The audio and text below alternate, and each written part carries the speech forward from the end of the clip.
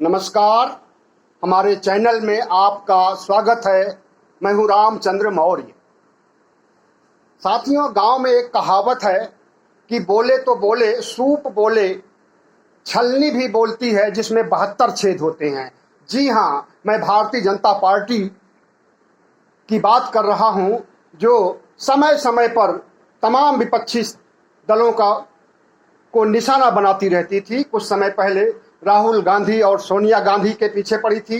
कांग्रेस को तबाह करने की कोशिश कर रही थी, लेकिन कोई भी सूत्र उसके हाथ नहीं लगा जिससे कि राहुल गांधी और सोनिया गांधी का बाल बांका कर सके। इसी तरह से आपने महाराष्ट्र में देखा, उद्धव ठाकरे की सरकार गिरा करके एकनाथ शिंदे की सरकार बनाई गई। इतना ही नहीं बल्कि बिहार में भी वही सिस्टम शुरू किया गया था कि नीतीश कुमार की सरकार को गिरा करके भारतीय जनता पार्टी की सरकार बनाई जाए। उसके लिए उन्हें कोई एकनाथ शिंदे नहीं मिला, लेकिन फिर भी वे बाज नहीं आए खरीदने के लिए विधायकों को, राष्ट्रीय जनता दल के विधायकों को, जनता दल यूनाइटेड के विधायकों को खरीदने की कवायद कर ही रहे थे कि पार्टी के शीर्ष को पता चला और उसने कार्रवाई शुरू कर दी और भारतीय जनता पार्टी को सत्ता से बाहर कर दिया। तो समय समय पर इनकी काम ऑपरेशन कमल की योजना चलती रहती है और ऑपरेशन कमल का निशाना अभी अभी ताजा ताजा भारतीय जनता पार्टी द्वारा आम आदमी पार्टी के खिलाफ किया जा रहा है। आज सुबह मनीष सिसोदिया के घर सीबीआई पहुंचती है और आबकारी नीति में हुए गड़बड़ घोटाले के तहत उनके ऊपर मुकदमा दर्ज किया जाता है और आम आदमी पार्टी को कटघरे में खड़ा किया जाता है। तो आज दिल्ली की सियासत में, दिल्ली की गलियों में एक ही बात की चर्चा है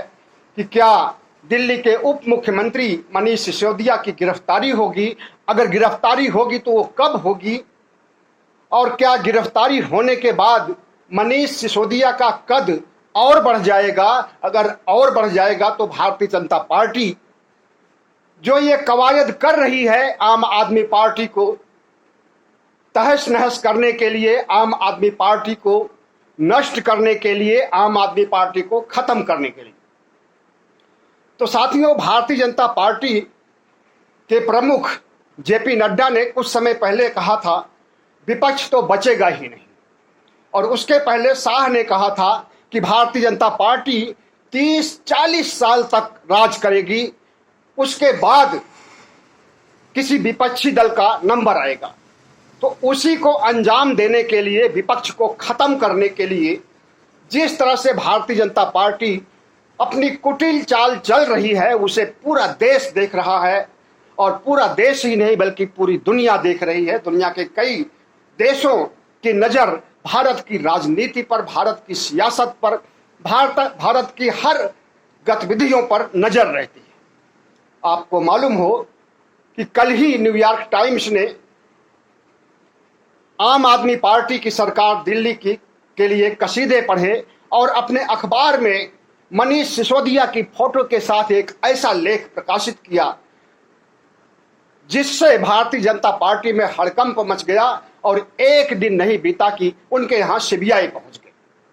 भारतीय जनता पार्टी को यह लग रहा है कि अगर राष्ट्रीय स्तर पर नहीं, अंतर्राष्ट्रीय स्तर पर भी इसी तरह से मनीष सिसोदिया, अरविंद केजरीवाल और आम आदमी पार्टी की छवि बनती रही तो उसकी राजनीति चकनाचूर हो जाएगी और चले थे वो विपक्ष को मुक्त करने के लिए, भारत से विपक्ष को नष्ट करने के लिए, विपक्ष को तहस नहस करने के लिए, और वो खुद ही रसातल में धंस जाएंगे। तो भारतीय जनता पार्टी ने इसी सोच के तहत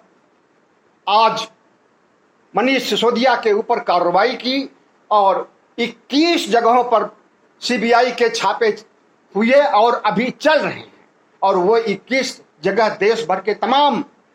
स्थानों पर वो छापे पड़े हुए हैं और अभी कार्रवाई चल रही है। अब इंतजार इस बात का है कि मनीष सिसोदिया कब गिरफ्तार होते हैं। गिरफ्तार होते भी हैं या नहीं होते हैं, क्योंकि अगर भारतीय जनता पार्टी को लगा कि गिरफ्तार करने से गुजरात में और हिमाचल प्रदेश में, जहां की आसन्न चुनाव नजदीक हैं, अगर वहां तक ये संदेश जाएगा और वहां पर आम आदमी पार्टी ने जिस तरह से रेवड़ी बांटने की बात कही है, लाभार्थियों को लाभ पहुंचाने की बात कही है, अगर गिरफ्तार किया जाएगा तो निश्चित रूप से आम आदमी के प्रति, आम आदमी पार्टी के प्रति संवेदना उत्पन्न हो जाएगी और उनकी जीत सुनिश्चित हो जाएगी। अगर भारतीय जनता पार्टी यह आकलन करने में सक्षम रही तो निश्चित रूप से गिरफ्तारी नहीं करेगी, और अगर अपने सलाहकारों की टीम, उनकी जो अंधभक्त मंडली है उनकी टीम की मानेंगे और गिरफ्तार करेंगे तो निश्चित रूप से इसका खामियाजा भारतीय जनता पार्टी को भुगतना पड़ेगा। और भारतीय जनता पार्टी आम आदमी पार्टी को तो नुकसान नहीं पहुंचा पाएगी, लेकिन अपने पैरों पर कुल्हाड़ी जरूर मार लेगी, वो हिमाचल में भी और गुजरात में। आबकारी नीति जिसको लेकर के इतना बवाल छिड़ा हुआ है, घमासान छिड़ा हुआ है, ये आबकारी नीति के तहत कहा जा रहा है कि भारतीय जनता पार्टी के नेता, दिल्ली के नेता, सारे नेता एक तरफ से कह रहे हैं, मीडिया आईटी सेल भी कह रहा है कि भारतीय जनता पार्टी अब आम आदमी पार्टी को और सियासत नहीं करने देगी और आबकारी से फायदा उठाने की बात नहीं सोचने देगी। भारतीय जनता पार्टी का आरोप है कि 144 करोड़ रुपए आबकारी नीति, नई आबकारी नीति को लागू करके और जिस तरह से शराब माफियाओं को, शराब विक्रेताओं को इन्होंने फायदा पहुंचाया है, उस 144 करोड़ रुपए से इन्होंने पंजाब का चुनाव जीता है। सवाल उठता है कि पैसे कहां से आते हैं, और सारी राजनीतिक पार्टियां चंदे से या कहीं किसी तरह से पैसे की व्यवस्था करती है। अगर आम आदमी पार्टी ने ऐसा किया है तो इसका खुलासा होना चाहिए। और दूसरी बात यह है कि भारतीय जनता पार्टी तो दूसरे राज्यों में जहां पर उसकी सरकार नहीं होती है, वहां पर भी करोड़ों रुपए विधायकों को दे करके अपनी सरकार बना लेती है। तो क्या उसकी जांच नहीं होनी चाहिए? बिल्कुल होनी चाहिए।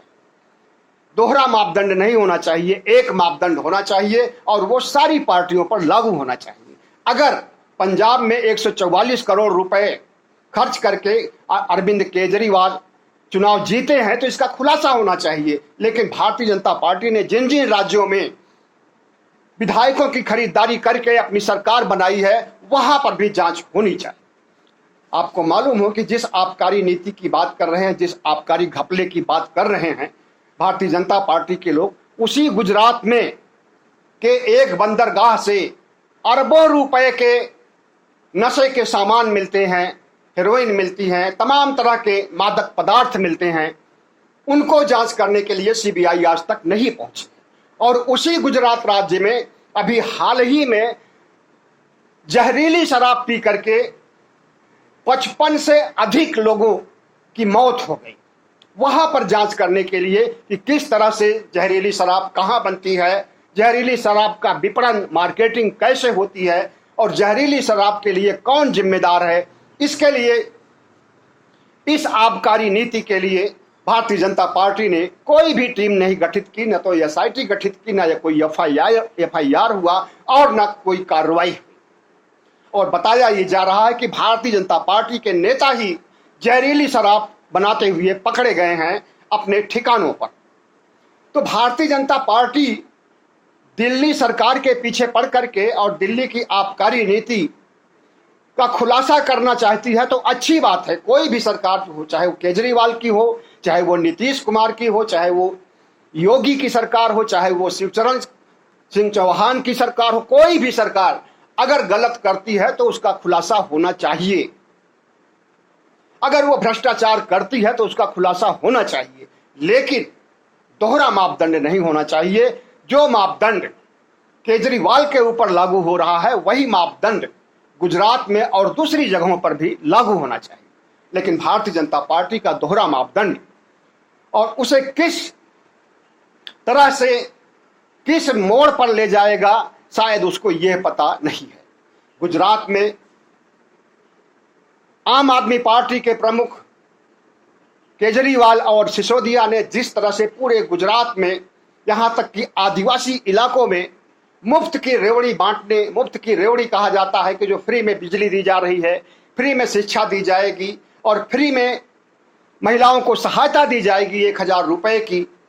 तो इस फ्री को रेवड़ी का नाम दिया गया है। और इसके लिए सबसे पहले भारतीय जनता पार्टी ने हो हल्ला मचाना शुरू किया। यहां तक कि सुप्रीम कोर्ट में भी इस बात को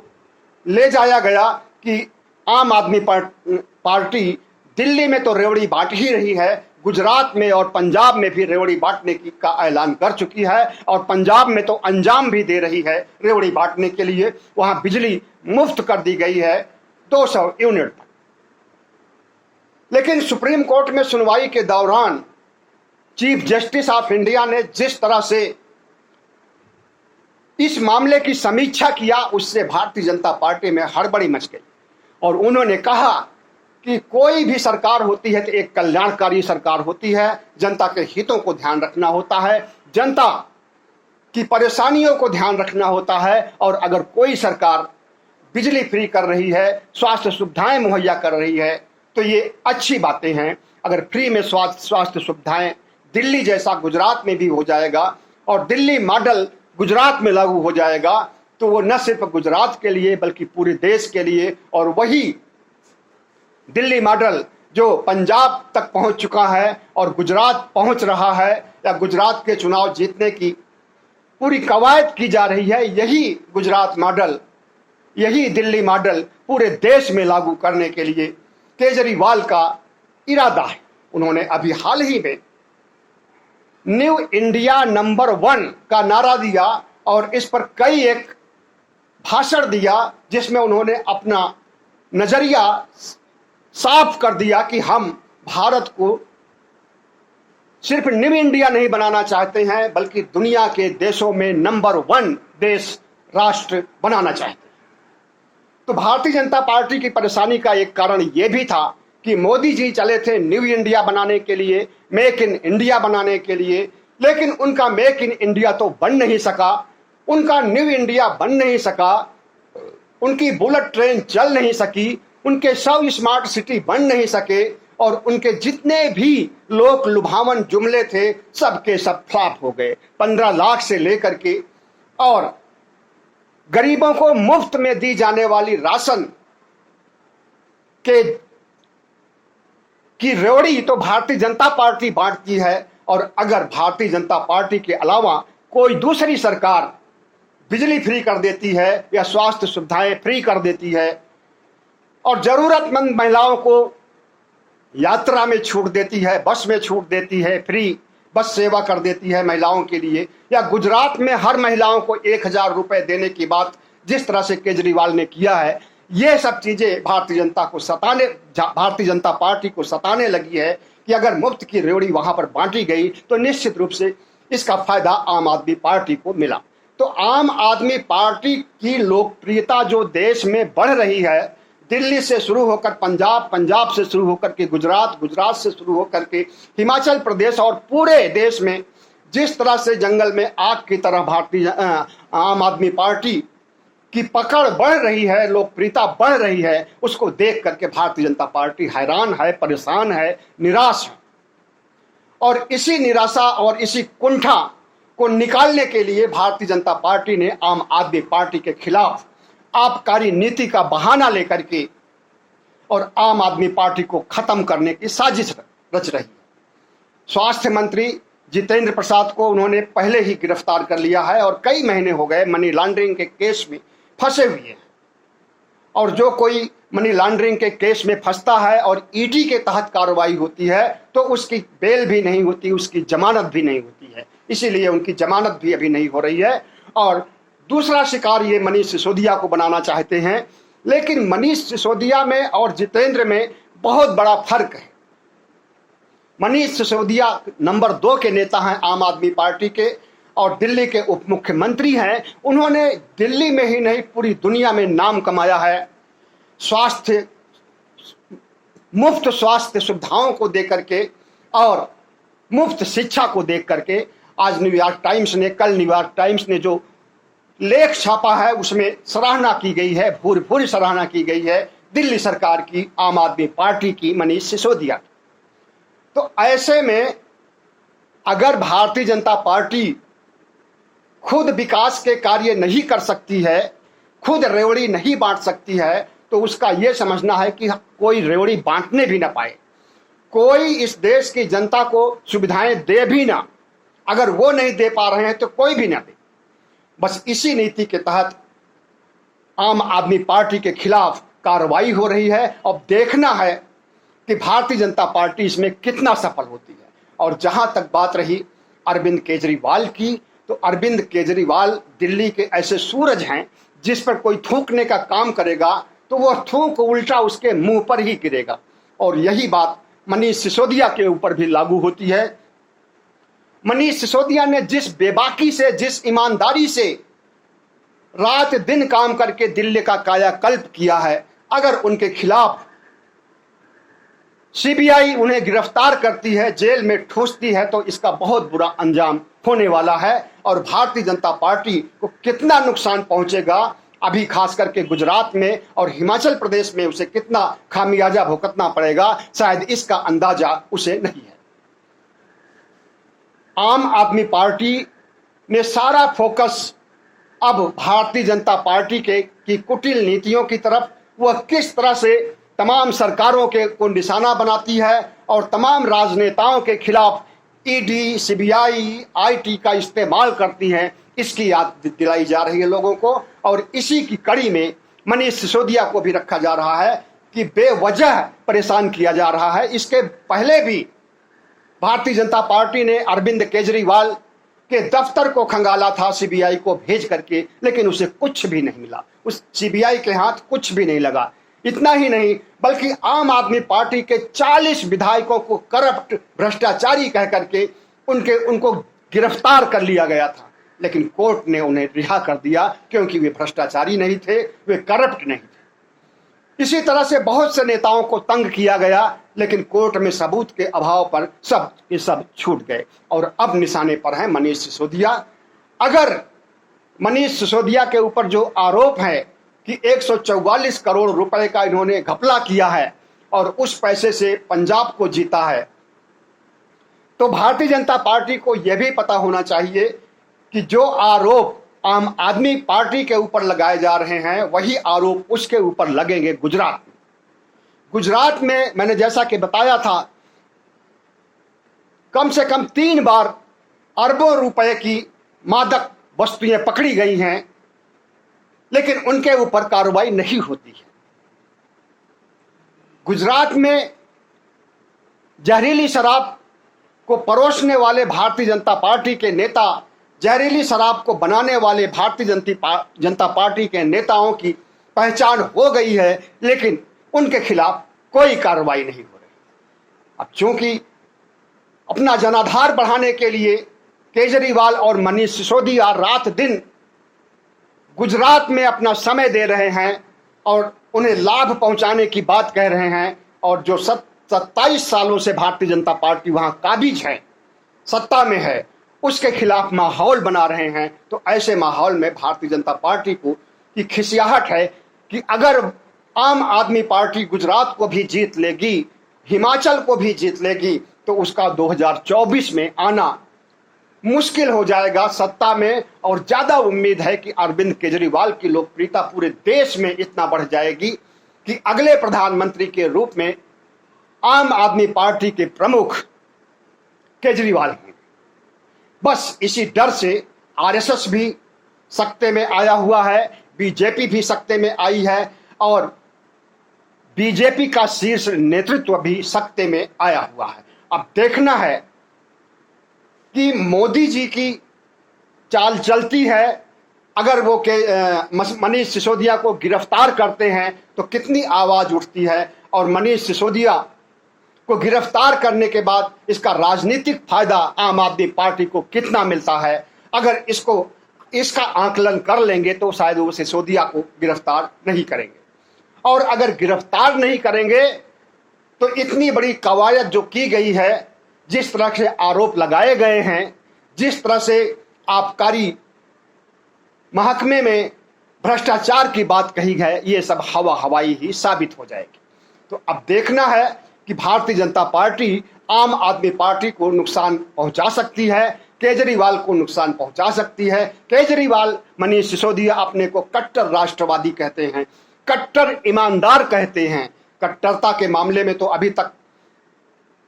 आतंकवादियों के लिए ये शब्द इस्तेमाल किया जाता था, या फिर कट्टरपंथी हिंदुओं के लिए, जो कि राम मंदिर और दुनिया भर के मुसलमानों को